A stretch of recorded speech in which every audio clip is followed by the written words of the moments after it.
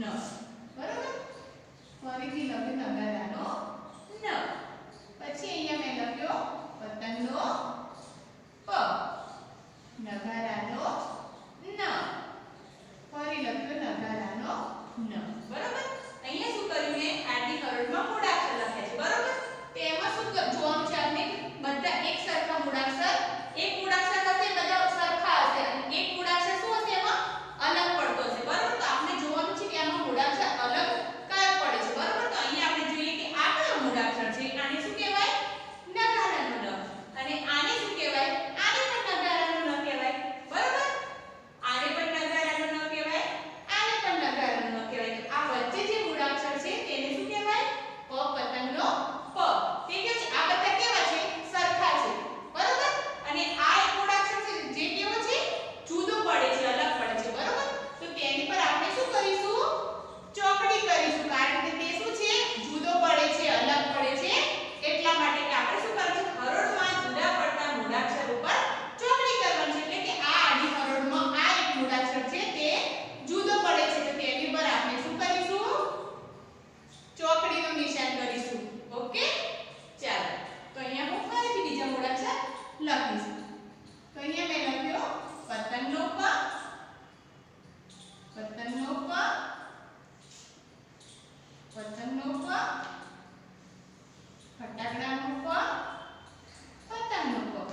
આમાં આપણે શોધવાનું છે હવે કે આમાં અલગ મૂળાક્ષર કયો પડે છે, બરોબર. આપણે જોઈએ તો આને શું કહેવાય પતંગનો પ. શું કહેવાય આને પ, પતંગનો પ. પ મૂળાક્ષર છે. આને શું કહેવાય, આને પણ પ કહેવાય. આને શું કહેવાય, આને પણ પ મૂળાક્ષર કહેવાય, બરોબર. પછી લાસ્ટમાં છે એને પણ શું કહેવાય પતંગનો પ, બરોબર. વચ્ચે આ કયો મૂળાક્ષર છે, આને શું કહેવાય ફ, ફટાકડાનો ફ, ફ ફણસનો ફ, બરોબર. તો એમાં આપણે જોવાનું છે કે આ એટલો શું છે અલગ પડે છે, ફટાકડાનો ફ છે તે શું છે જુદો પડે છે, અલગ પડે છે. અને આ પતંગના પ છે તે કેવા છે બધા એક સરખા છે, બરોબર. તો આમાંથી આપણને અલગ પડતો મૂળાક્ષર મળી ગયો, કયો છે ફ, ફટાકડાનો ફ, જે જુદો પડે છે.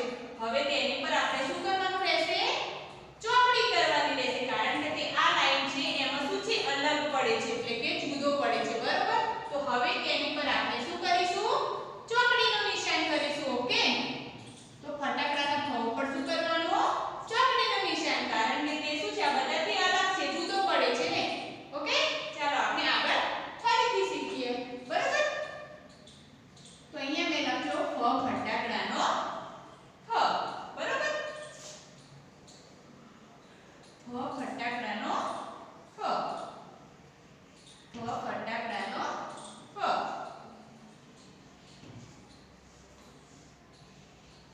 બકરીનો બ, બરોબર.